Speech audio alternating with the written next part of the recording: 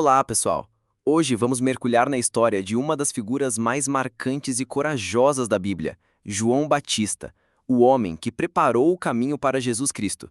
Imagine viver no deserto, vestir roupas feitas de pelos de camelo, se alimentar de gafanhotos e mel silvestre, e ainda assim ter a coragem de confrontar reis e líderes religiosos com a verdade. Essa é a história extraordinária de João, conhecido como a voz que clama no deserto. Fiquem comigo até o final, porque vocês vão descobrir como a vida desse homem mudou o curso da história para sempre. Era uma manhã típica no mar da Galileia, quando João, filho de Zebedeu, preparava suas redes para mais um dia de pesca. Aos 20 anos, ele já conhecia cada ondulação daquelas águas, cada movimento dos peixes nas profundezas azuis.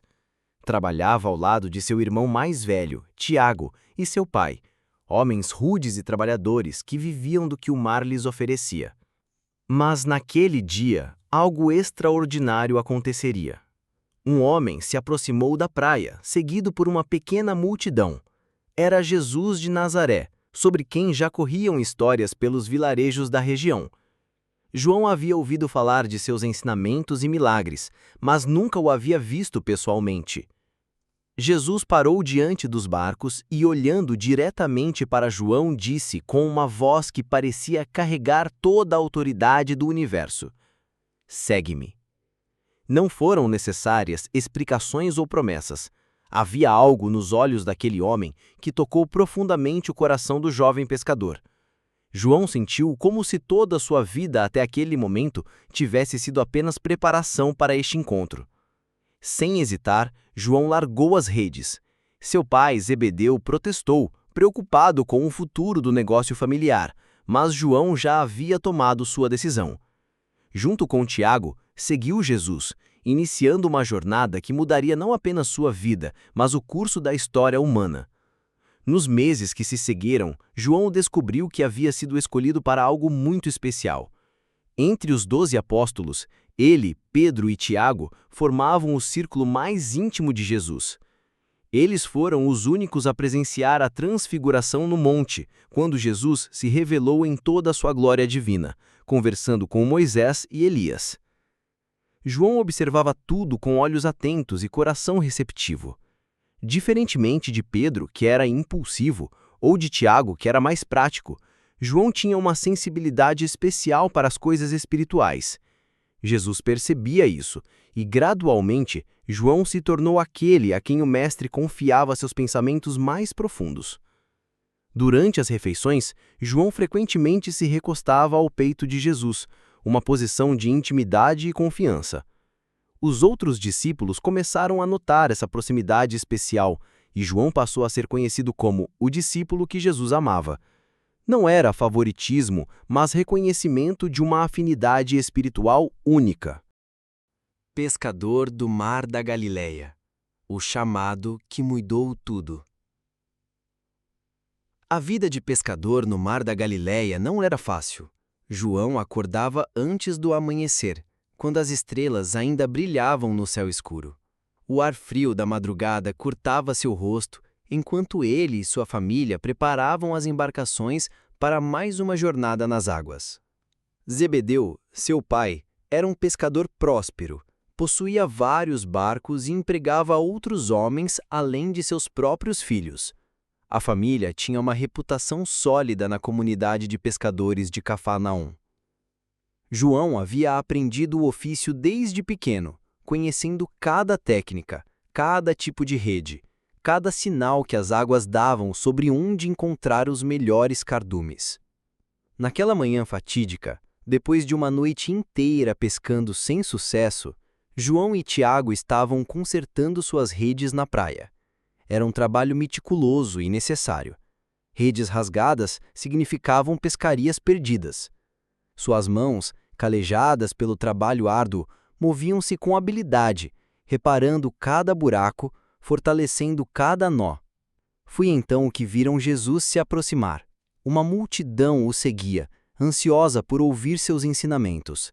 As pessoas se apertavam na praia, empurrando-se para ficar mais perto do Mestre. Jesus, vendo a situação, pediu para usar um dos barcos como púlpito. afastando-se um pouco da margem para que sua voz pudesse alcançar toda a multidão. João ficou fascinado com os ensinamentos que ouviu naquele dia. Jesus falava com uma autoridade que jamais havia escutado antes. Suas palavras eram simples, mas carregavam um peso e uma verdade que tocavam a alma. Parábolas sobre pescadores e redes ganharam um significado completamente novo aos ouvidos de João. Quando Jesus terminou de ensinar, aconteceu algo extraordinário. Ele disse a Simão Pedro para remar mar adentro e lançar as redes para pescar. Pedro, experiente pescador, hesitou. Haviam trabalhado a noite toda sem sucesso, e aquela não era a hora ideal para pescar. Mas algo na voz de Jesus o convenceu a obedecer. O que aconteceu a seguir deixou todos atônitos. As redes se encheram de peixes de tal forma que começaram a se romper. Foi necessário chamar outro barco para ajudar. João nunca havia visto nada igual em todos os seus anos como pescador.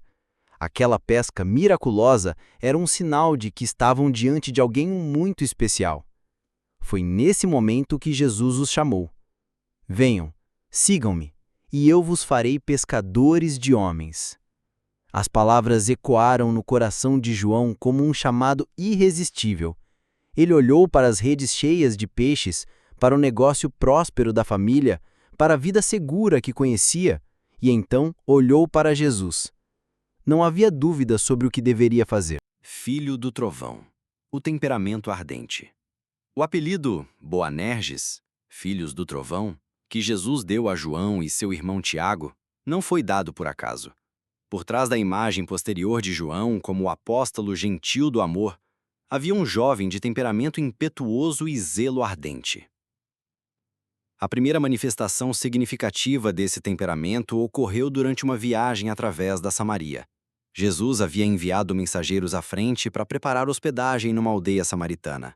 Porém, quando os habitantes souberam que Jesus estava a caminho de Jerusalém, recusaram-se a recebê-lo. A tensão histórica entre judeus e samaritanos tornava tais recusas comuns, mas isso não diminuiu a indignação dos discípulos. João, junto com seu irmão Tiago, ficou furioso com a rejeição. Eles se aproximaram de Jesus com uma proposta que revelava a intensidade de seu zelo. Senhor, queres que mandemos descer fogo do céu para destruí-los, como fez Elias? A referência ao profeta Elias não era casual. Eles conheciam bem a história de como ele havia invocado fogo divino contra os soldados do rei Acasias. A resposta de Jesus foi uma repreensão gentil, mas firme.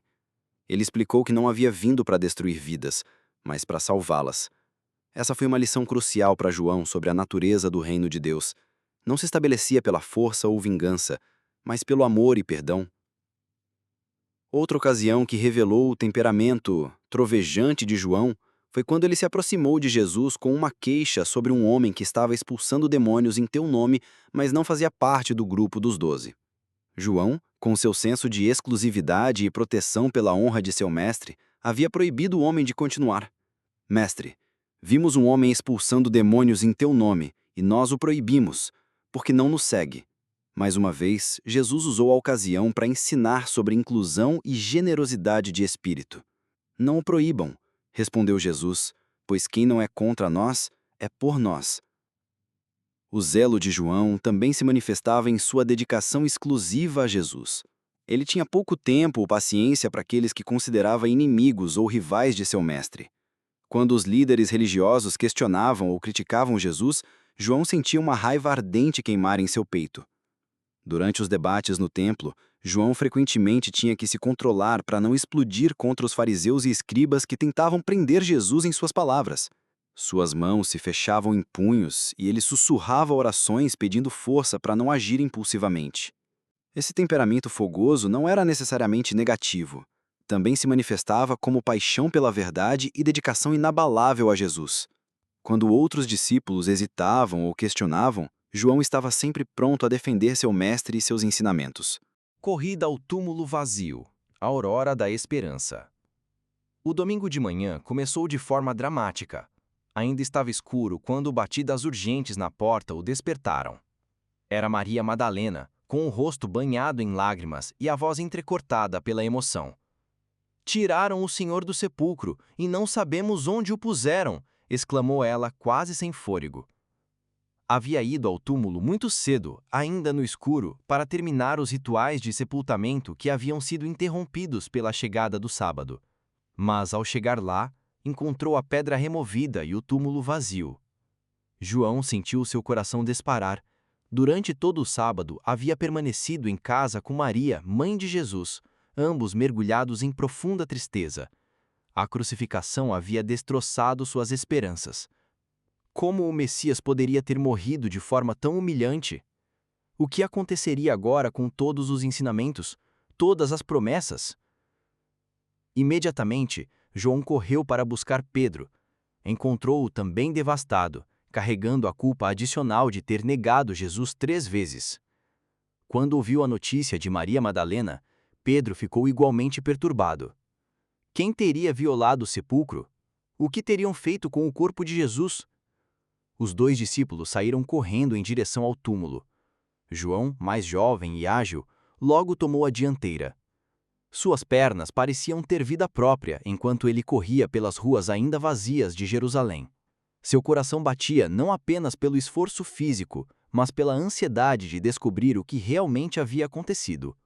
Quando chegou ao jardim onde estava o sepulcro, João parou abruptamente diante da entrada. A pedra realmente havia sido removida, e uma luz suave saía do interior. Por um momento, ele hesitou. Havia algo solene e misterioso naquele lugar que o fazia sentir que estava pisando em terra santa. Pedro chegou logo depois, ofegante, mas determinado. Caracteristicamente impulsivo, entrou imediatamente no túmulo. João o seguiu e viu algo que jamais esqueceria. Os panos de linho que haviam envolvido o corpo de Jesus estavam ali, mas vazios, como se o corpo tivesse simplesmente desaparecido de dentro deles. O sudário que cobrira o rosto estava dobrado cuidadosamente à parte. Naquele momento, algo extraordinário aconteceu na mente e no coração de João.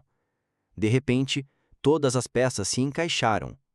As palavras de Jesus sobre ressuscitar ao 3º dia, as referências às Escrituras que ele havia feito, a tranquilidade com que havia enfrentado a morte, tudo fazia sentido agora. Ele viu e creu. Registraria João anos mais tarde ao escrever seu Evangelho. Não era apenas uma crença intelectual, mas uma convicção profunda que transformou instantaneamente sua compreensão de tudo que havia vivido nos últimos 3 anos. Por outro lado, Pedro saiu do túmulo perplexo e confuso. Para ele ainda levaria tempo e mais evidências para aceitar a realidade da ressurreição. Mas João havia compreendido intuitivamente. Seu coração, sempre sensível às coisas espirituais, captou imediatamente o significado daquele túmulo vazio. A corrida ao túmulo marcou o início de uma nova fase na vida de João. A tristeza e o desespero do sábado foram substituídos por uma esperança ardente. Jesus estava vivo. A morte não havia sido o fim, mas o começo de algo completamente novo. Autor do 4º Evangelho, a verdade revelada. Décadas haviam se passado desde os eventos da crucificação e ressurreição, quando João, já um ancião respeitado na igreja de Éfeso, sentiu uma urgência crescente de registrar suas memórias sobre Jesus. Os outros evangelhos, Mateus, Marcos e Lucas, já estavam circulando entre as comunidades cristãs, mas João percebia que havia aspectos únicos de sua experiência com Jesus que precisavam ser preservados. Por volta do ano 90 depois de Cristo, João começou a ditar seu evangelho a escribas fiéis. Sua memória, aguçada por décadas de reflexão e oração, era surpreendentemente vívida. Ele podia lembrar-se de conversas específicas, gestos de Jesus, até mesmo do tom de sua voz em momentos particulares. O que diferenciava o evangelho de João dos outros era sua perspectiva íntima.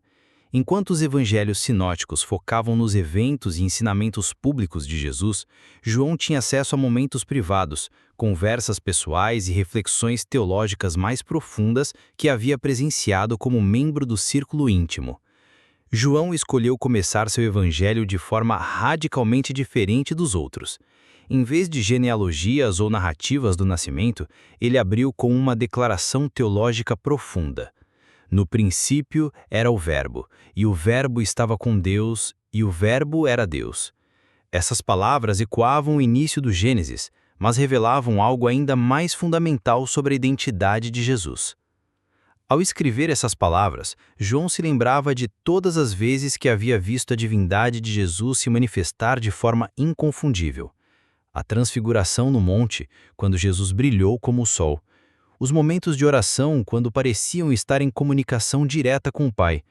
As declarações "Eu sou", que Jesus fazia ecoando o nome sagrado de Deus revelado a Moisés. Uma das seções mais preciosas do Evangelho de João é o relato da última ceia, onde ele registrou os longos discursos de Jesus nos capítulos 14 e 17. João havia guardado cada palavra daquela noite no coração. Lembrava-se de como Jesus havia lavado os pés dos discípulos, incluindo os seus. Recordava a promessa do Consolador, o Espírito Santo, que viria depois da partida de Jesus. Mas foi especialmente tocante quando João registrou a oração sacerdotal de Jesus no capítulo 17. Ele havia ouvido Jesus orar em voz alta pelos discípulos e por todos os futuros crentes. As palavras "para que todos sejam um como tu, ó Pai, estás em mim e eu em ti", ainda ecoavam em sua mente décadas depois. João também incluiu 7 milagres específicos que chamou de sinais, cada um revelando um aspecto diferente da identidade de Jesus. A transformação da água em vinho em Caná, onde ele havia estado presente. A multiplicação dos pães, que presenciara junto com os 5.000. A ressurreição de Lázaro, que ele havia testemunhado e que preparou o terreno para a própria ressurreição de Jesus. O que mais impressionava aqueles que ouviam João ditar seu evangelho era a precisão de suas lembranças. Ele podia recordar detalhes específicos. Era cerca da 6ª hora quando Jesus encontrou a mulher samaritana. Havia ali 6 talhas de pedra no casamento de Caná. Esses detalhes não eram apenas ornamentais, mas testemunhavam a veracidade histórica de seu relato. Ao escrever sobre si mesmo, João sempre se referia como o discípulo que Jesus amava, nunca mencionando seu próprio nome.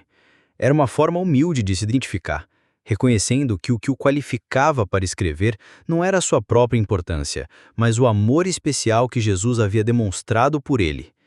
O Evangelho de João se tornou único também por incluir longas sessões de ensinamentos teológicos de Jesus que não aparecem nos outros. O conceito de Jesus como o pão da vida, a luz do mundo, o bom pastor, essas metáforas profundas foram preservadas porque João entendeu sua importância teológica. As 3 cartas de João, pastor de almas. Como ancião respeitado da igreja em Éfeso, João enfrentava constantemente desafios que ameaçavam a pureza da fé cristã. Heresias sutis se infiltravam nas comunidades, falsos mestres semeavam dúvidas, e conflitos internos dividiam os crentes. Foi nesse contexto que ele escreveu suas 3 cartas pastorais. A primeira carta de João foi escrita para uma situação particularmente perigosa. Um grupo de falsos mestres havia surgido, negando que Jesus havia vindo em carne. Eles afirmavam que Jesus era puramente espiritual, que seu corpo físico era apenas uma ilusão. Essa heresia, conhecida como docetismo, ameaçava o próprio coração do Evangelho. João, que havia tocado Jesus, visto suas feridas após a ressurreição e presenciado sua humanidade completa, ficou profundamente perturbado. Ele abriu a carta com uma declaração poderosa. O que era desde o princípio, o que temos ouvido, o que temos visto com os nossos próprios olhos, o que contemplamos e as nossas mãos apalparam. Ao escrever essas palavras, João se lembrava vividamente do momento após a ressurreição quando Jesus apareceu aos discípulos. Tomé havia duvidado, e Jesus o convidou a tocar suas feridas. João também havia tocado Jesus, sentindo a realidade física de sua presença ressurreta. Essa experiência pessoal dava autoridade incomparável ao seu testemunho. A carta prosseguiu abordando temas que se tornaram centrais no pensamento joanino: a importância do amor fraternal, a necessidade de obedecer aos mandamentos de Cristo e a confiança na vitória sobre o mundo através da fé. Nós sabemos que somos de Deus, e que o mundo inteiro jaz no maligno, escreveu João refletindo décadas de experiência pastoral. Um dos aspectos mais tocantes da primeira carta é como João, já idoso, se dirigia aos seus leitores como filhinhos meus. Não era condescendência, mas o carinho genuíno de um pai espiritual que havia visto gerações de cristãos nascerem na fé, crescerem e enfrentarem suas próprias lutas. A segunda carta de João foi dirigida a uma senhora eleita e seus filhos, provavelmente uma igreja local e seus membros. O problema aqui era a hospitalidade mal direcionada. Alguns cristãos estavam recebendo e apoiando falsos mestres em nome da caridade cristã. João, que havia aprendido com Jesus a importância tanto do amor quanto da verdade, escreveu com firmeza: Se alguém vem ter convosco e não traz esta doutrina, não o recebais em casa, nem lhe deis as boas-vindas. Pode parecer duro, mas João entendeu que proteger a verdade do Evangelho era um ato de amor para com toda a comunidade. A terceira carta foi mais pessoal, dirigida a Gaio, um cristão que João amava especialmente. O contraste aqui era entre Gaio, que recebia e apoiava missionários cristãos legítimos, e Diótrefes, um líder da igreja que rejeitava a autoridade de João. João escreveu com tristeza sobre Diótrefes. Mas Diótrefes, que procura ter entre eles o primado, não nos recebe. Era doloroso para o velho apóstolo ver como o orgulho e a ambição poderiam corromper até mesmo líderes cristãos. Ao mesmo tempo, João se alegrava com Gaio. Muito me alegrei quando os irmãos vieram e testificaram da tua verdade. Essa carta revela o coração pastoral de João, como ele se alegrava com a fidelidade dos crentes e se entristecia com aqueles que se desviavam. O visionário de Patmos, revelações do fim dos tempos. O exílio em Patmos foi provavelmente o período mais solitário da longa vida de João. Por volta do ano 95 d.C., durante o reinado do imperador Domiciano, a perseguição aos cristãos havia se intensificado dramaticamente. João, como líder proeminente da igreja, tornou-se alvo das autoridades romanas. Patmos era uma pequena ilha rochosa no mar Egeu, usada pelo Império Romano como local de exílio para prisioneiros políticos. Não era uma prisão no sentido tradicional, mas um lugar de banimento, onde os exilados eram deixados para sobreviver como pudessem. Para um homem de mais de 80 anos como João, era praticamente uma sentença de morte lenta. A vida na ilha era áspera e solitária. João tinha que encontrar abrigo entre as rochas, buscar água nas poucas fontes disponíveis e sobreviver com a escassa vegetação e peixes que conseguia pescar. O silêncio era quebrado apenas pelo som das ondas batendo contra as rochas e pelo vento cortante que varria constantemente a ilha. Mas foi nesse ambiente de isolamento e sofrimento que João recebeu as mais extraordinárias revelações de toda a sua vida. Em um domingo, enquanto estava no Espírito, um estado de profunda comunhão espiritual, houve uma voz poderosa atrás de si, como o som de trombeta. Quando se voltou para ver quem falava, João viu uma visão que o deixou prostrado no chão. Jesus Cristo glorificado, vestido com uma túnica longa, com cabelos brancos como a lã, olhos como chamas de fogo e rosto brilhando como o sol em sua força. Era o mesmo Jesus que ele havia conhecido na terra, mas agora revelado em toda a sua majestade divina. Não temas, disse Jesus colocando sua mão direita sobre ele. Eu sou o primeiro e o último, e aquele que vive. Estive morto, mas eis que vivo pelos séculos dos séculos. Essas palavras trouxeram conforto imenso ao coração do exilado. Mesmo naquele lugar desolado, Jesus estava presente. Jesus ordenou a João que escrevesse as visões que estava prestes a receber e as enviassem às 7 igrejas da Ásia. O que se seguiu foi uma série de revelações apocalípticas que abrangiam desde a situação atual das igrejas até os eventos finais da história humana. As visões eram simultaneamente terríficas e consoladoras. João viu os juízos de Deus sobre a terra, representados por selos, trombetas e taças de ira. Viu a grande prostituta Babilônia, representando os sistemas mundanos corruptos. Presenciou a batalha final entre o bem e o mal, o Armagedon. Mas também viu visões de esperança incomparável. Os 144.000 selados de todas as tribos de Israel, a grande multidão de todas as nações adorando diante do trono de Deus, e finalmente a Nova Jerusalém, descendo do céu como uma noiva adornada para o seu marido. A linguagem simbólica das visões às vezes confundia João, mas o Espírito Santo o ajudava a compreender e registrar fielmente o que via. Ele descreveu criaturas celestiais com múltiplos rostos, cavaleiros apocalípticos, dragões e bestas, imagens que representavam realidades espirituais profundas. Durante todo o tempo em Patmos, João manteve um pergaminho e materiais de escrita, registrando cuidadosamente cada visão. Sabia que essas revelações não eram apenas para ele, mas para toda a igreja. Eram palavras de advertência, encorajamento e esperança para todos os crentes que enfrentariam perseguição e tribulação. A visão final do Apocalipse, a Nova Jerusalém, onde Deus habitará com o seu povo para sempre, onde não haverá mais morte, pranto ou dor, encheu o coração de João de alegria inexprimível. Mesmo no exílio, ele podia vislumbrar o destino glorioso que aguardava todos os fiéis. O apóstolo do amor, a transformação do coração. A transformação de João de filho do trovão em apóstolo do amor não aconteceu da noite para o dia. Foi um processo gradual, moldado por décadas de reflexão sobre a natureza de Deus e a experiência de seguir Jesus. O primeiro vislumbre dessa transformação ocorreu ainda durante o ministério terreno de Jesus. João havia observado como Jesus tratava até mesmo seus inimigos com compaixão. Quando os soldados vieram prendê-lo no Getsêmani, Jesus curou a orelha do servo que Pedro havia cortado. Quando estava sendo crucificado, Jesus orou: Pai, perdoa-lhes, porque não sabem o que fazem. Essas lições não foram imediatamente absorvidas. João ainda tinha momentos de impaciência e exclusivismo. Mas gradualmente, especialmente após a ressurreição e a descida do Espírito Santo no Pentecostes, começou a entender que o amor era a essência do caráter divino. Décadas de ministério pastoral aprofundaram essa compreensão. João viu como comunidades cristãs floresciam quando o amor genuíno prevalecia e como definhavam quando disputas e divisões tomavam conta.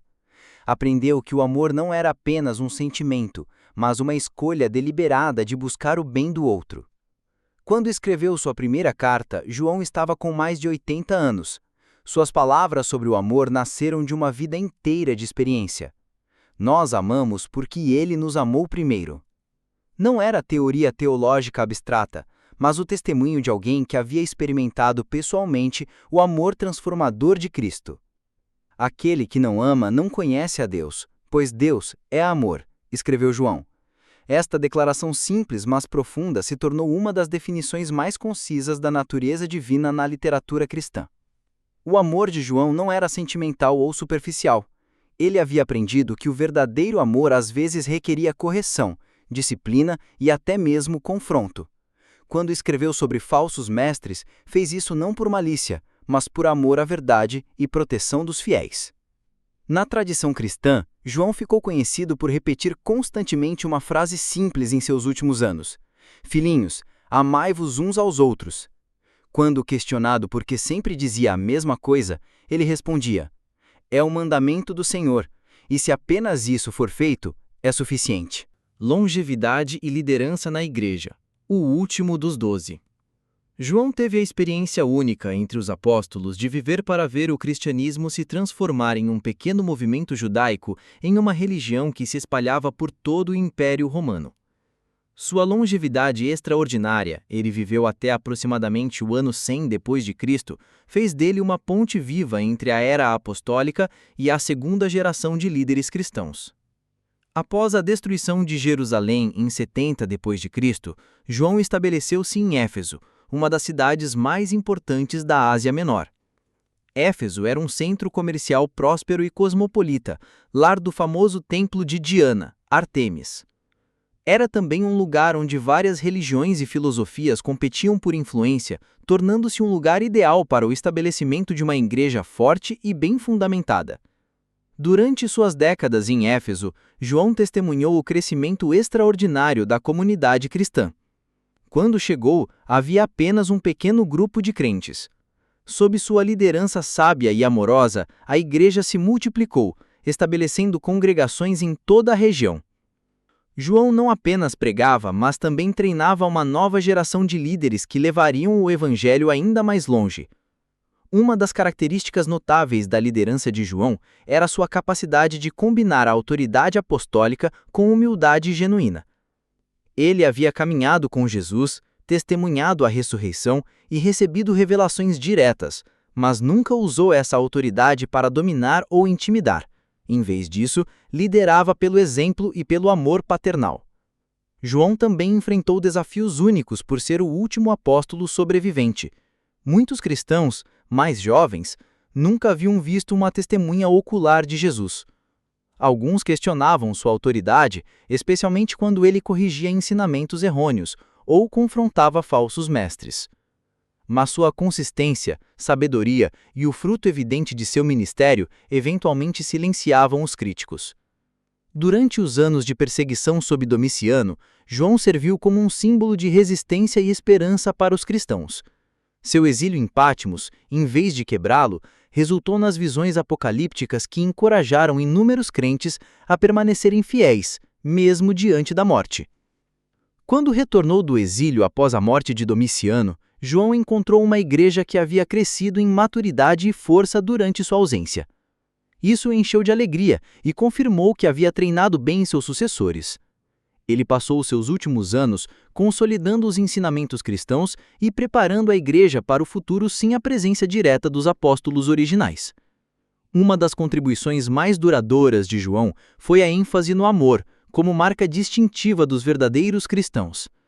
Nisto conhecerão todos que sois meus discípulos, se tiverdes amor uns aos outros. Essas palavras de Jesus, preservadas no Evangelho de João, tornaram-se um tema central de sua liderança. João também foi instrumental na preservação da tradição apostólica. Ele treinou discípulos como Policarpo de Esmirna, que se tornariam pilares na igreja no século II. Através desses discípulos, os ensinamentos e memórias de João foram transmitidos para gerações futuras, criando uma cadeia ininterrupta de testemunho apostólico. Quando finalmente morreu por volta do ano 100 d.C., João era venerado não apenas em Éfeso, mas em todo o mundo cristão. Diferentemente dos outros apóstolos, que morreram como mártires, João morreu pacificamente de idade avançada. Isso foi visto pelos cristãos como um sinal especial do favor divino. Ele havia sido preservado para completar sua missão única de testemunha, escritor e pastor. Seu túmulo em Éfeso se tornou um local de peregrinação, e histórias sobre sua vida e ensinamentos continuaram a inspirar cristãos por séculos. João havia cumprido sua missão. De jovem pescador impetuoso, havia se tornado um ancião sábio e amoroso que guiou a igreja através dos seus primeiros e mais cruciais anos de desenvolvimento. A vida extraordinariamente longa de João permitiu que ele visse o cristianismo evoluir de um movimento perseguido para uma força reconhecida no império. Ele testemunhou a transição da era apostólica para a era patrística, ajudando a estabelecer os fundamentos teológicos e pastorais. A história de João Batista nos ensina sobre coragem, propósito e fidelidade até o fim. Ele sabia qual era sua missão, preparar o caminho para Jesus, e nunca se desviou dela, mesmo quando isso custou sua própria vida. João nos mostra que, às vezes, ser fiel a Deus significa ir contra a corrente, falar verdades difíceis e manter nossa integridade, não importa as consequências. Se este vídeo tocou o seu coração, deixe seu like, compartilhe com quem precisa ouvir essa mensagem e se inscreva no canal para mais histórias bíblicas inspiradoras. Nos comentários, me conta qual parte da vida de João mais te impressionou. Até o próximo vídeo e que Deus abençoe vocês.